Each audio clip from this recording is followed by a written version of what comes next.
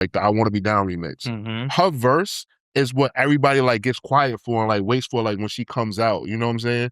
Like I forgot how it goes, but I think it's like about this tall, about this what, like you know, like she says all that shit, and I'm like, it's like that's like a big deal when that's because Queen Latifah was I feel like she was one of the first to command presence with her delivery. Yeah. So like I think it's cool when I see it from like Remy. Like Remy does it now too, where Remy does it when she's on the Ever Since You Left Me remix. She comes on, this is New York City. Like it's just, it makes you stop. It makes you stop and listen and pay attention. And just listen. So like I think those are like elements that are missing, and it's partially why I wanted to do an album like this. In the hip hop justice system, legendary MCs are judged by two separate but equally important groups: the listeners who remember the impact, and the critics who decide what gets called classic.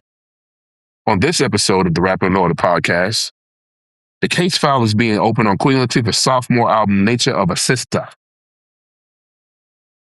First Class Regg and Taurian B investigate the evidence. Was this album an underrated classic or a forgettable dud that's in the shadow of her debut album? But the case goes deeper than one album. Why isn't Queen Latifah mentioned more often in top 5 female MC debates? Why does her name get left out when the conversation turns to the greatest rapper turned actors of all time? And did hip-hop properly honor one of its first true queens, or did the culture move on too fast? The courtroom is now in session. All hail the queen! Dun dun! Welcome to another episode of Rap in Order. I'm First Class Regg. And I am Taurian B. We are back in our newer headquarters. How you feeling today? I feel great. The New York Knicks are world champions, right? Oh yeah, you see the hat. Man. Yeah, man. Got my New York or Nowhere hat, my New York or Nowhere t-shirt. Don't get it twisted. Lakers all day. Mm-hmm. But I'm happy for the city, man. New York City deserves this. And then the team is so easy to like. Mm-hmm. I watched their did you watch their Fallon interview? Of course I did. Yeah. I didn't see the Wu-Tang performance. I watched all of it, man. Yeah. And yeah. I'm sorry, but this team is like one of those teams that like people want to like know all the personalities and stuff like that. Mike Brown's "Who Let the Dogs Out" chant was funny hilarious. Hilarious. Yeah. Josh Hart is my favorite Nick. Yeah, I like OG. You give OG. He's so unintentionally funny. He's just like, bro, like, what's the joke? Like, he's like Kawhi Leonard's light. Yeah, I like OG a lot. He's funny. Yeah, man. Josh Hart is funny too. Josh Hart is funny because me and his humor are very similar, where it's kind of like Big Brother jerk energy. Mm-hmm. So, yeah, I didn't realize that there was that many games where he unties Jimmy Fallon's shoe. Yeah. And they were like running that. And then at the end of the episode, Jimmy had him sign the shoe that he kept untying. Yeah, and they put it up in the rafters. Listen, man, like I'm happy for them. I'm happy for New York City. I have so many family members and friends that are Knicks fans and that have like dealt with the pain that they had to go through. And I'm just glad that they won. So like now, maybe when I wear my Kobe jersey, I'll get a little less hate. Well, why would you get less hate? Because like, well, for one, like Kobe is like a made man, so like people will accept. I feel like Knicks fans accept a Kobe jersey over versus like a LeBron or a Luka Doncic's Laker jersey.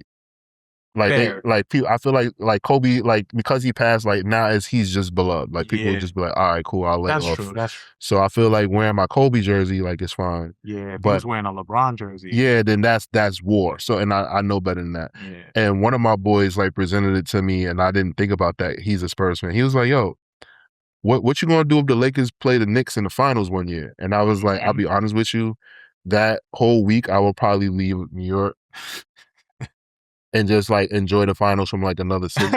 Nah, seriously, I really would.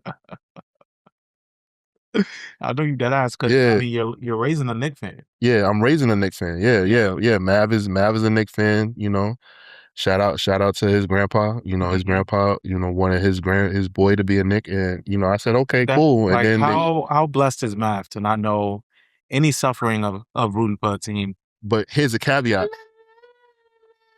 The caveat is that they hopefully they stay good for the next couple of years, so then it won't be like, hey, Mav, they won once. Yeah. But like, I mean, he can say, yo, but when I was born, I knew about that time, and I had, because I know y'all got plenty of pictures around this time frame. Y'all got the pictures at the train station. Yeah. Like he's gonna know. He's gonna know that he was born into winning and stuff like that. So that's gonna work. Yeah. Yeah, man. But like, it's been great, and like all the celebrities have been good. Like, I love when Tracy Morgan gets revved up, and he's like, "King Kong died here," and I'm like, "Yo, King Kong died." Yeah, he always says that. He was like, "Man," they was like, "Yo, Tracy, what do you think is gonna happen if the Knicks win?" He was like, "Statue of Liberty is gonna get pregnant." Yeah, And like that. His shit. That shit is hilarious to me. So, you know, like I'm really like, you know, hearing like how Fat Joe is like responding, like he's like leapfrogged like Nick fandom. Like he he's like in that he's in the same room as Spike now. Yeah.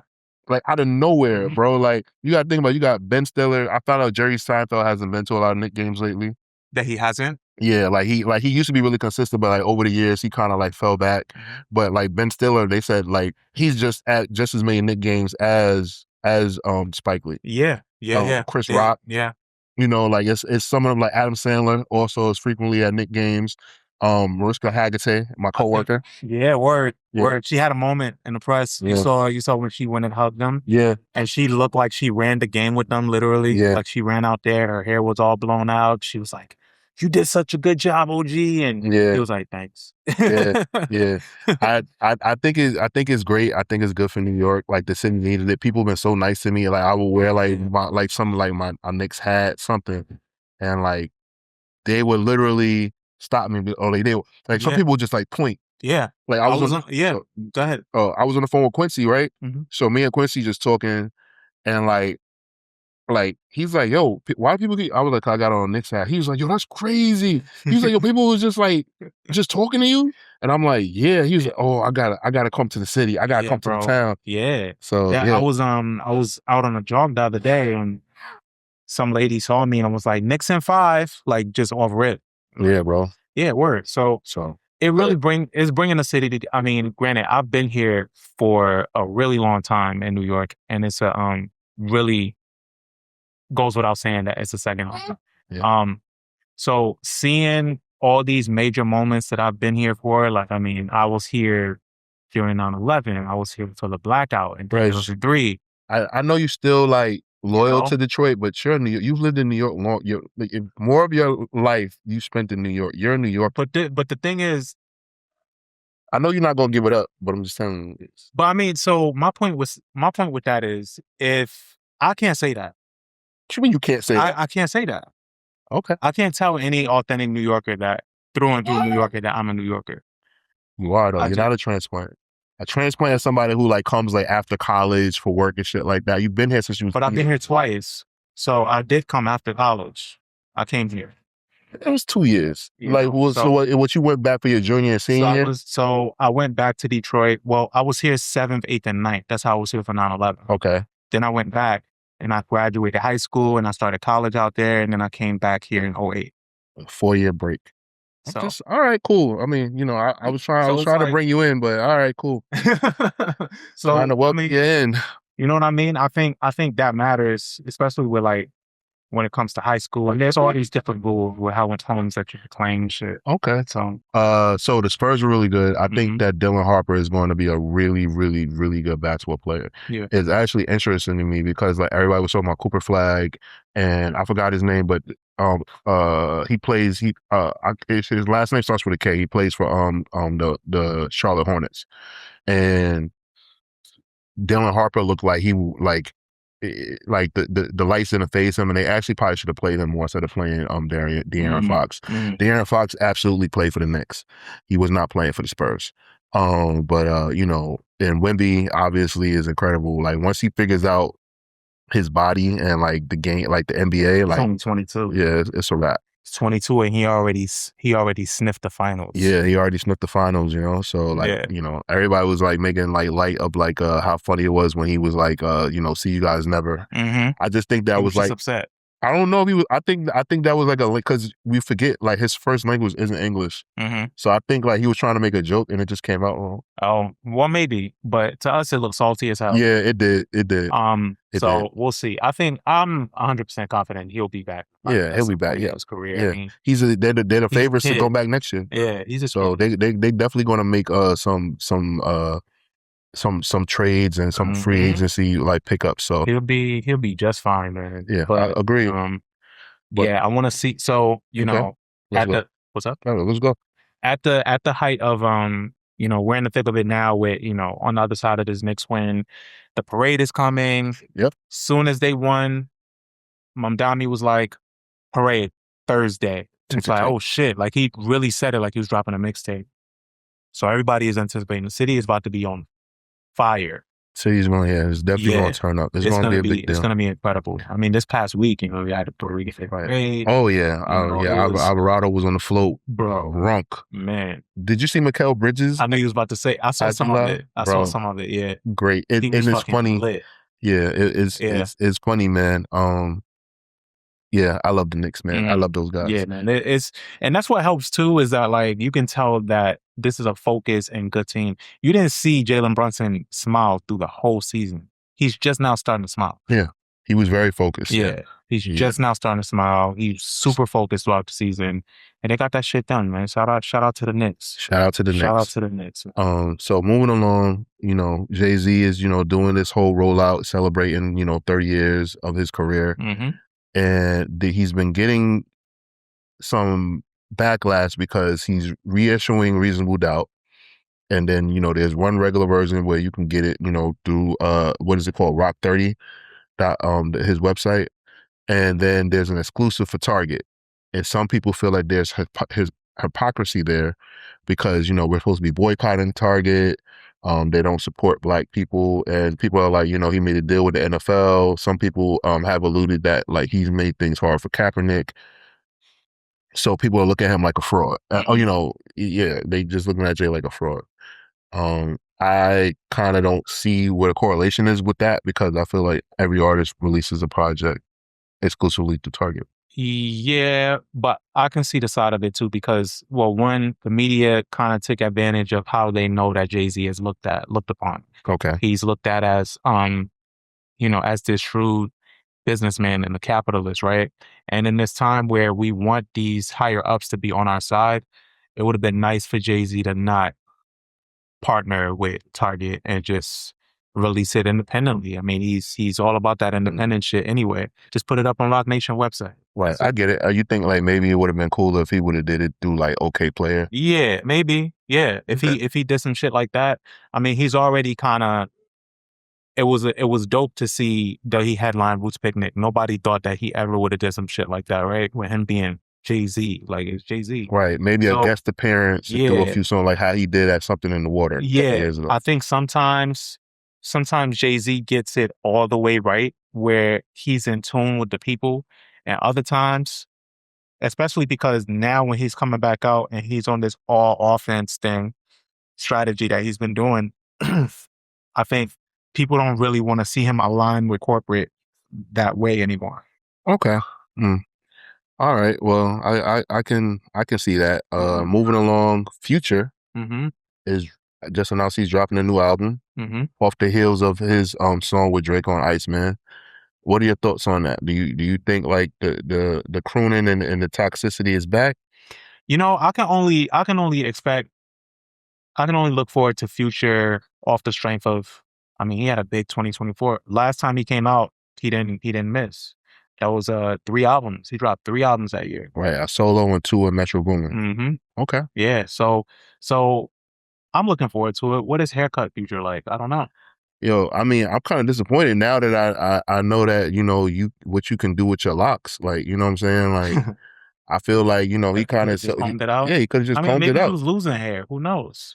Damn. That's also something. That's something too. Or was it extensions? Was it not all? Or was it? I mean, shit, you never know these days. You never know. Yeah, it makes me question that. So, I am looking forward to it. I want to see what he puts out. I want to see who he works with too. Okay. I want to see if he doubles back with Drake and has him on the album again. I want to see. I definitely think Drake is going to be on the album. Drake loves Future. I know that. That's like a thing. I want to see if Thug makes the album.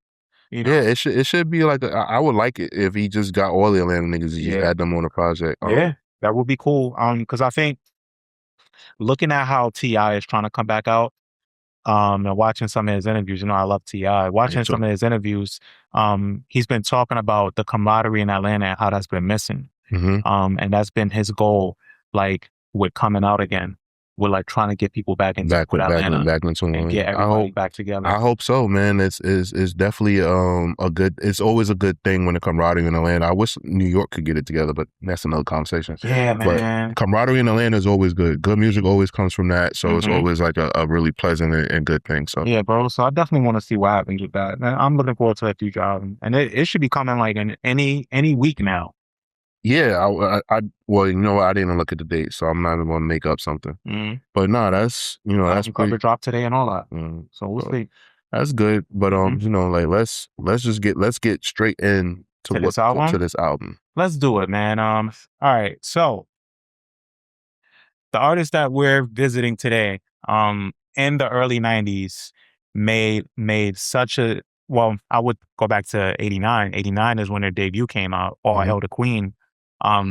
Was the debut, and that sold over 450,000 copies. And at the time, this artist was looked at as, you know, like one of the pioneers of reclaiming like a throne, so to speak, and like really pushing forward the genre for women in hip hop, and not sexualizing lyrics, anything like that, kind of having empowering lyrics that uplifted women. One of her biggest singles was UNITY, like, you know, claiming her own sexuality, not being so, you know, making it to where she can exist in spaces with men in rap and go toe to toe with men in rap, and carving out her own lane.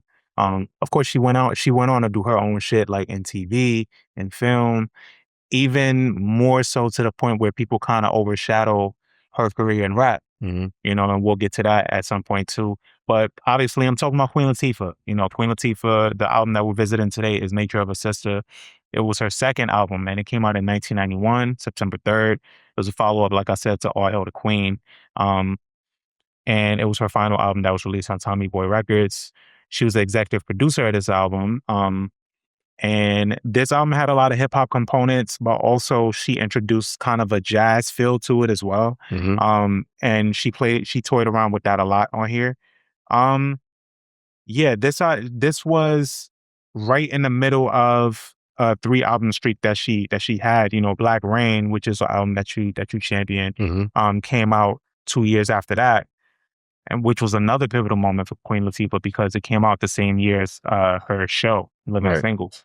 But Nature of a Sister I wanted to focus on because I think it came at such an interesting time where Queen Latifah was looked at in a certain way already. Like when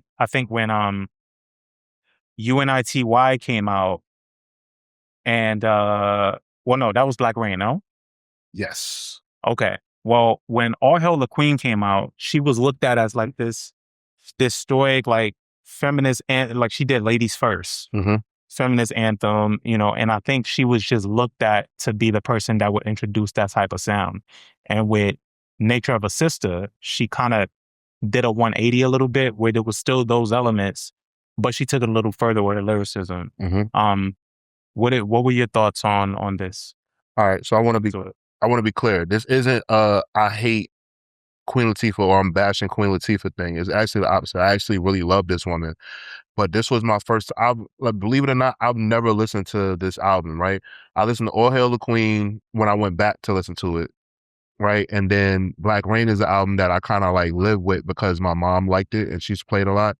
So when I heard this album, I was like, all right, this is like very like experimental, and like I felt like the ideas of the songs were like in the right place, but the execution wasn't there. Okay. There was a lot of jazz influence. There was a lot of reggae influence on the project, and also New Jack Swing. Yeah, in house. So when I was listening to it, I was like, all right, this definitely sounds like the year that it came out, But because like I have albums that came, like I know what other albums came out that year, I'm like, okay, this is why this album I don't even hear about it, because like that was like a very strong year in hip hop for one, right? De La Soul had dropped a really strong project that year. Tribe Called Quest dropped a strong project that year. Let me see who else I got. So a Tribe Called Quest dropped the Low End Theory. De La Soul dropped De La Soul Is Dead. Main Source dropped Breaking Atoms. Gangstar dropped Step in the Area. Naughty by Nature dropped their self-titled album, which Queen Latifah was also a part of. The Ghetto Boys dropped We Can't Be Stopped. Scarface dropped Mr. Scarface Is Back. Public Enemy dropped the Apocalypse 91, The Enemy Strikes Back. Who else? Who else I got? Oh, and Ice Cube dropped Death Certificate. So when I go back and like I think about those albums and I'm like, damn, this album just don't hit for me, because like if I'm thinking of 91, like a lot of these albums still get replay value today that I just named, versus where like Queen Latifah, she don't get that for this project. And I feel like, was this like just her like getting off the label, or like how did she do that? But like I said, the ideas for the songs were strong, but the execution just wasn't there for me on this project. Okay. So this was also my first time with visiting this album, and partially, you know, sometimes I like to go into record stores and just look around, and something catch my eye, I'll grab it. And one of the songs from this album was playing on the speaker, and I was like, yo, what's this? I know this is Queen Latifah, but what song is this? So I, Shazam it. And I'm like, oh, Nature of a Sister. And I never heard this album. So when I left the store that day, I just put it on and I was playing it. And like what stood out to me was her flow.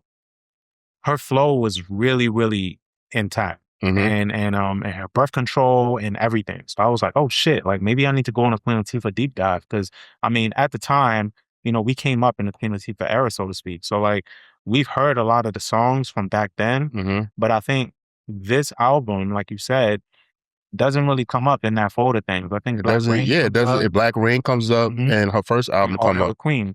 And I think that's what kind of drew me to it, because I think there's a lot of elements of Queen Latifah that we know today that exists on this album. She's always kind of toyed around with singing, but we saw the height of that when she was in Chicago, right? When in the Broadway play. So when I listen to this album and I hear a song like How Do I Love Thee, and the live instrumentation, the jazzy feel to it, there it's more feminine than like some of her other music, and it's like she really leans into her sexuality on this song in a way that we didn't really know that she did at the time. I was like, oh, whoa. And that's what stood out to me. And she has a few of those albums, a few of those songs on here, where even if you look at the cover, you don't even think you'll get content like that, because the cover is still so strong, right? But a song like that is like so like, it just lets you in. It's so confident. And she's just a confident artist, so to speak. But like, I think throughout our childhood, she was always depicted as like this, like a tomboy, right? A tomboy that like somebody that can hang with the guys. Like, remember what comes to mind is MTV Rockin' Jock? Oh, I thought you were MTV Rockin' Jock. Oh, yeah. When she stole the ball from Gary Payton. I remember that. That was my favorite moment. And she drove it down the court. But like, specifically talking about the episode of Fresh Prince. Oh, okay. Where her and Will get along so well, but she's not his typical type. And his friends are like, yo, you like her? Like, he's like, nah, man, that's just the homie. And he like downplays it OD, and she overhears it and her feelings get hurt. But I feel like we always, because of moments like that, saw Queen Latifah kind of like that, where it's didn't she play? What did she on Fresh Prince twice? And she played two different characters. Yeah. They used to do that, like no continuality. Yeah. Like it was just whatever. They won't remember. Yeah, they won't remember. Not knowing we was watching that shit every week. Yeah.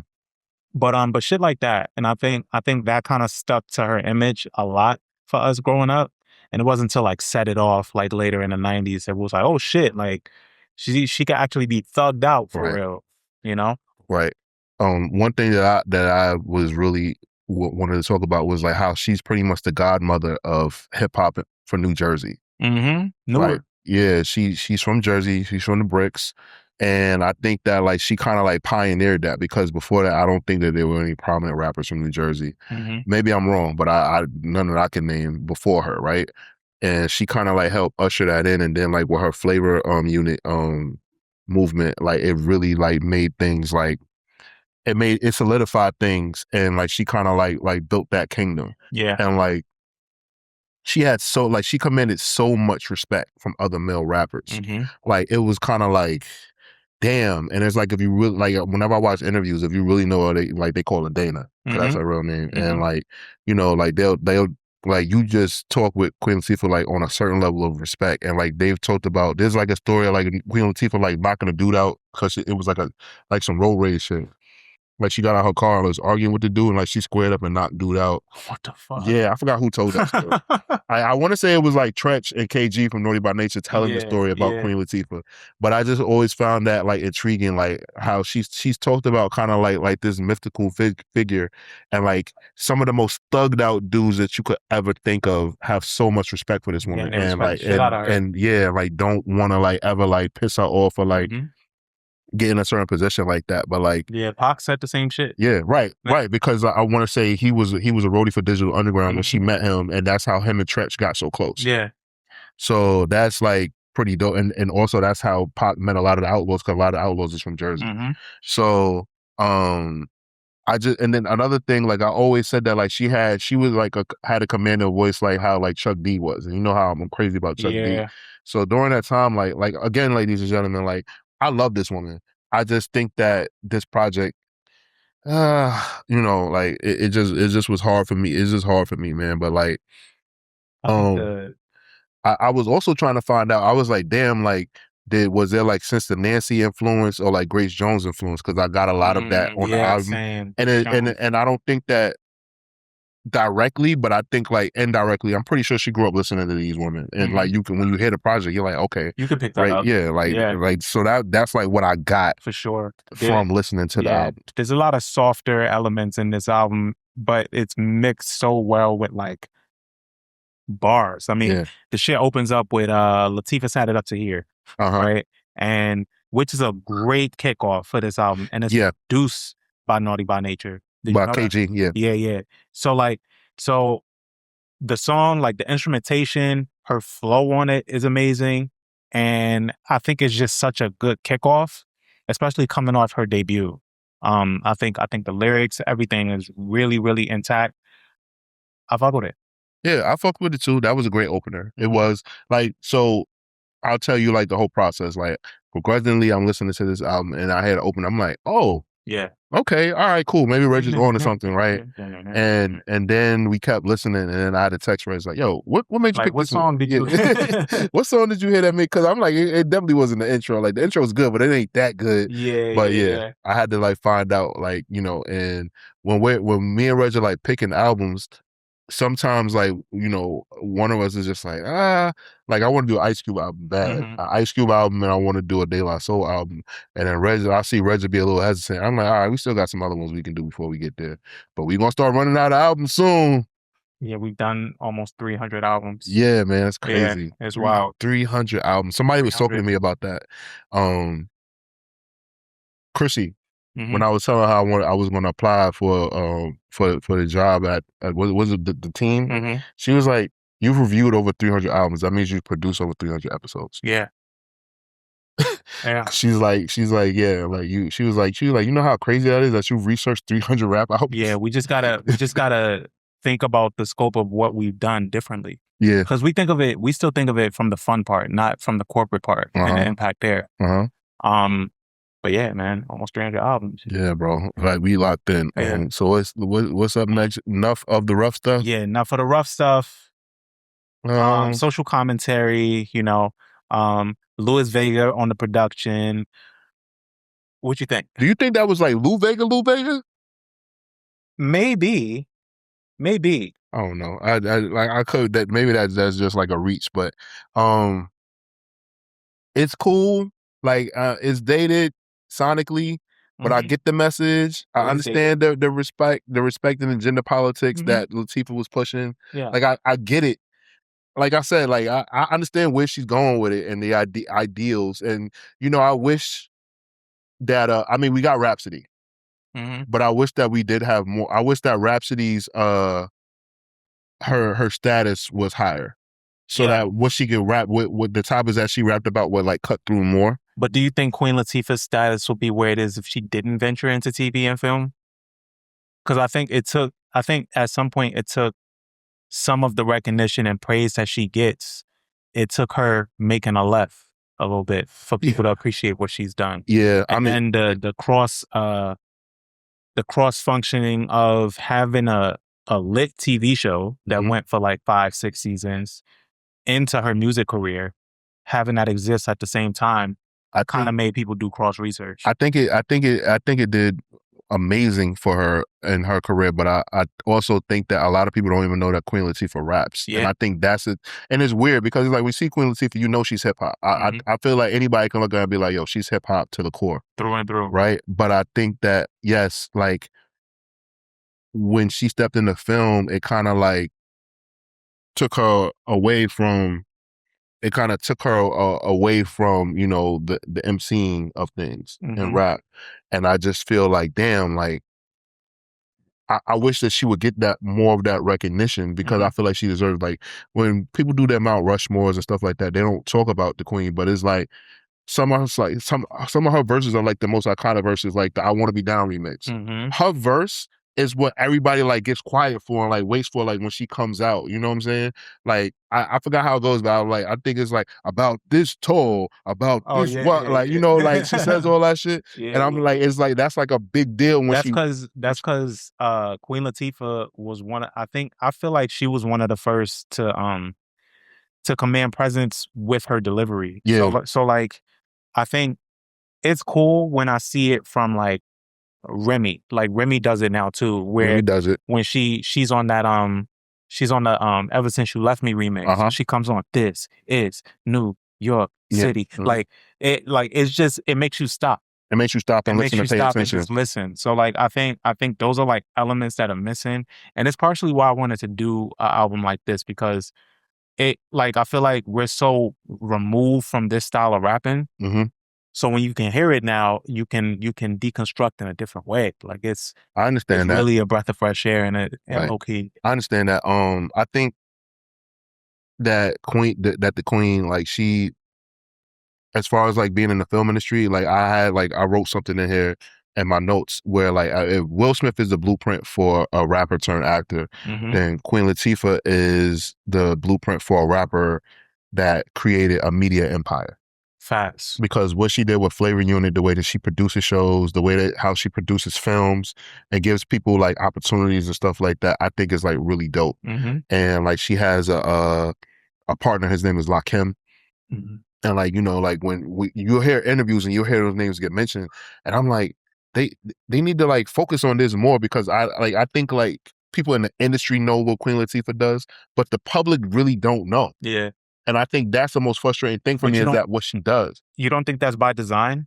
I think sometimes that's just by design. I think there's no problem with Queen Latifah reaching who she wants to reach. Oh yeah, yeah. But she exists in this middle field, and she not struggling for no meals. Oh no, not at all. Because I think she has like this, like you see how we, not to compare Queen Latifah to like Tyler Perry, but you see how Tyler Perry's in this middle field where like the nigga's a billionaire, but we hate watch his movies. Oh yeah, right. Well, we make fun of. But he knows that. He knows that, but and he has an audience like my mom that will watch everything he does because she remembers where he came from. She remembers that, oh, this nigga used to do plays, and look at him now. He was living in his car. I remember his like DVDs. That. I remember his DVDs on bootleg. That like that. So that's how she looks at him. Right. So he exists in his middle field, and he feeds that field.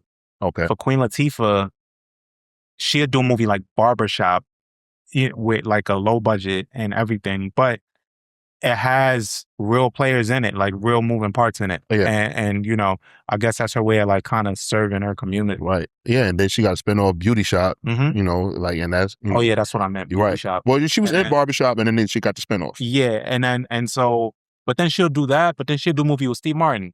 Yeah.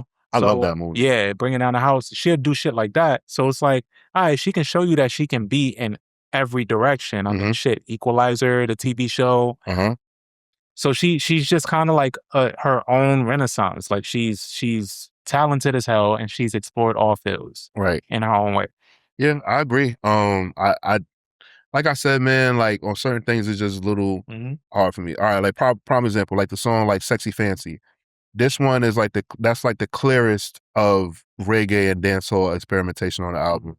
And like I respect her for trying, but I really couldn't get into it. It feels awkward to me. Like, and I don't know, like, you know, like that's like one of the songs where I was just like, it was really adventurous. Right. Yeah, I think I agree with that. I take more of a liking to like a song like One More Time, because her flow on that was incredible. And it does sound like a Naughty by Nature kind of song. Like, and of course, when you look it up, it's produced by KG from Naughty by Nature. So like, he has a couple songs on here, and you can tell that those are songs that they did if you're familiar with Naughty by Nature sound. And then Give Me Your Love, it has the Curtis Mayfield sample on it. She has a lot of those moments that like you'll think she's going one way on here, and then she'll just kind of shift. And I think it's really cool when an artist can do that only 2 albums in. That's true. I'm gonna tell you some of my favorite songs that I love. Latifah's Had It Up to Here, Love Again, the title track Nature of a Sister. Yeah. That's the Way We Flow, and How Do I Love Thee. Yeah. How Do I Love Thee as a closer? I understood, like when you told me that and I went and listened to it, I was like, all right, I'll give Regg a pass because this song is dope. Yeah, it's a dope song. It ends with some live like jazz funk type instrumentation. It's really good. So that's my standout on the album. Bad as a Mother is dope. I think this encompasses like Latifah's sound fully, you know, and then you'll get, like I said, like Enough of the Rough Stuff, Latifah's Had It Up to Here, Give Me Your Love, it's vulnerable. So she mixes a lot of the vulnerability with that rough edge that I already fuck with from her and that we know her for. Fly Girl, and yeah, That's the Way We Flow. Okay. Yeah. So I'll tell you the songs that didn't work for me. Sexy Fancy, Fly Girl, Bad as a Mother, One More Time. Okay, that's fair. Yeah, That's fair. They just feel dated, a little forced, you know, to carry the album.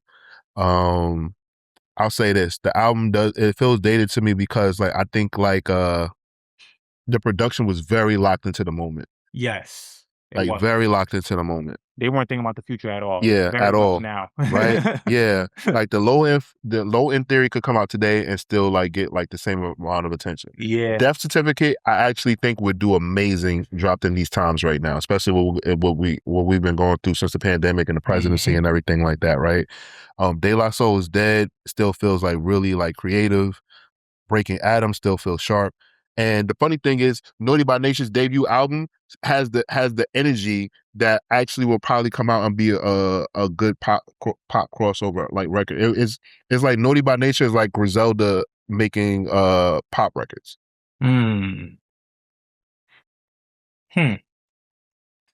you know what I'm saying? So it's like one of those things where like this album, I'm pretty sure in 91 this album was the shit. I'm just saying in 2026, like I couldn't get into that zone. And I think even though I am a lover of early 90s, late 80s hip hop, there are certain albums from that era where I'm like, because it didn't get better with age, I kind of like don't want to go back to those projects. Yeah, I think, okay, that's fair. I think with this, it is a time capsule and it'll put me there. I think certain albums like that aren't going to cross over very well. But when you look at it in the lens of like, all right, take me back to 91 and you put this on, it's going to take you to 91. Like, it's not, you're not going to have to guess when it came out, you know? Like you could listen to, you listen to an album like Blueprint. Blueprint doesn't sound like 2001, so to speak. You know, it don't. Yeah. There's references to older things, but it doesn't sound like sonically, doesn't sound like 2001. Could have came out at any time, right? Yeah. So I mean, like, you know, like her influence of female rap, like her like rapping with the guys, her Mhm. like not, because you know, like to a certain point, like, you know, you had Salt and Pepper, you had Roxanne Shante, who pretty much like her thing was like to be like adversarial towards the men or whatever like that, right? Salt and Pepper, like, you know, they had their hit songs and everything, but like Queen Latifah like kind of like said like, yo, I'm not gonna be here in a bikini, I'm not gonna be here in tight pants, like I'm rapping Exactly. with you, Yeah. I'm your equal. Yeah. And I think like her doing that was something that was like a great groundwork to be laid down for like women, like, you know, like owning, and then it evolved into like women owning their sexuality more, like owning their presence and owning who they are. Mhm. And Queen Latifah laid down those bricks. Is there a woman rapper today that you think rivals something like that? That like has that type of approach, you think? Where it's Rhapsody, like, yo, just take, yeah, okay. like Rhapsody does that, because I also feel like, you know, if Rhapsody gets on I feel like I I know that she would make a song with Kendrick, Mhm. but I think Rhapsody would get on the song with Drake and also do her thing with Drake as well. I'm pretty sure she will be less enthused to do a song with Drake, but if she did, it would still cut through. Yeah, Because I feel like she has a song with Kendrick. It's you're right, pretty she good. does, yeah, right. So and like her and Cole, like she would work well with the men. Mhm. Like she would do and like hold her own, and like it not be like something where like somebody feels like it was written for her Yeah, yeah. or whatever like that. Like it I think- sucks.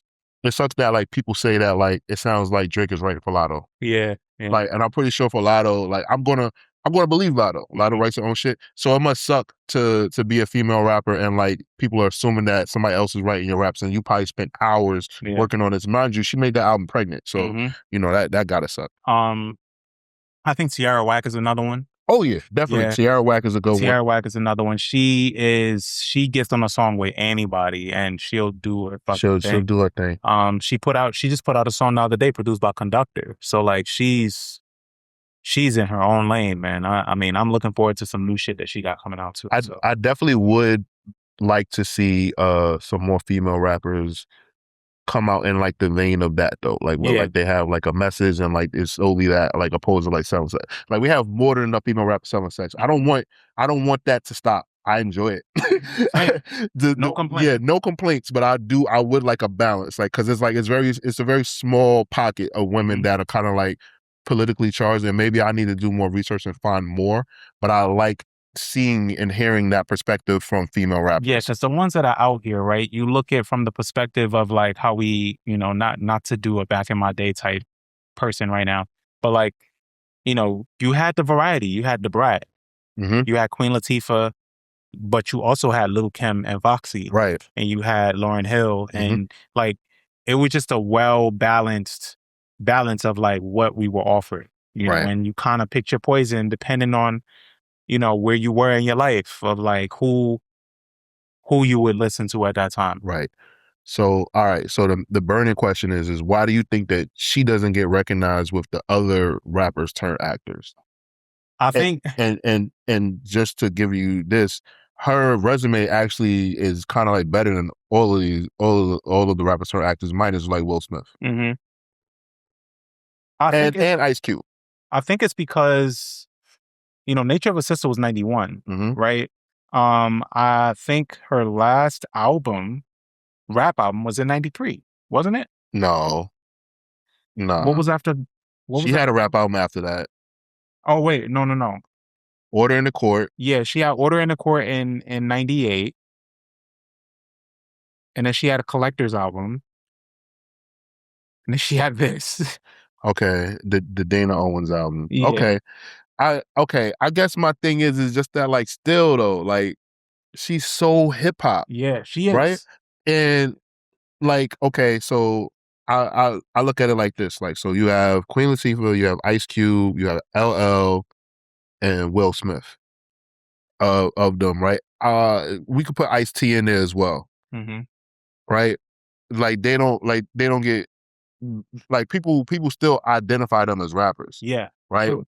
But like they don't it's like people don't talk about Queen Latifah being a rapper. It's literally like the equivalent. Like Mark Wahlberg doesn't want to. He doesn't like to talk about his rapping. He doesn't want that. Yeah. So like some people just respect it. Or like if you say to him like, "Yo, what about Marky Mark and the Funky Bunch?" Like you could look on his face. Like there's like a TRL interview where like Eminem keeps talking about it, and like Mark is like, yo, I'll knock you the fuck out. Yeah. Right. And then, you know, like, okay, obviously Pac was just like larger than life. So it was like, he didn't live long enough for us to like see like how it will go. And then Ludacris, like he hasn't put out a decent record. It seemed like he traded in his talents for acting. But Luda still shows up as a rapper. Yeah, he just had like freestyle all he day. did a freestyle all day. He still shows up rapping. But like it just feels like, You know what I don't know why Queen don't get the recognition. I think the stark difference is that she's never been super successful as a rapper. Like when you look at you look at the numbers, right? All Hail the Queen debuted at 124. That was her first album. No certifications. Her highest selling albums are gold, right? Black Rain, that's a gold album. The Dana Owens album, which came out in 2004, that's a gold album. It's not to say that numbers are everything, but I think with everybody that you named, they have like a staple album. And they have and they sold more records. Yeah. And had Will Smith has Big Willie Style. Like that's like and he won the first rap Grammy. Yeah, he has staple moments as a rapper. Like she has a staple single as a rapper with UNITY. But like, you know, you hear that, and I think typically the average kid, Gen Z, would be like, "Oh shit, they know Queen Latifah, but from TV." Right, because I mean, TV shows. You wanna know what's funny? I feel like Emcee Light gets recognized as a female rapper. She's an actress now. Yeah, but like it's just weird. Like and I feel like she had just as much success musically as Queen Latifah did.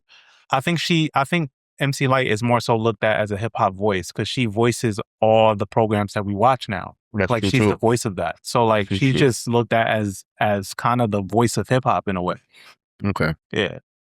Yeah, she moved away from it, but like she's close. Like Queen Latifah can get an EGOT soon. Yeah, she can.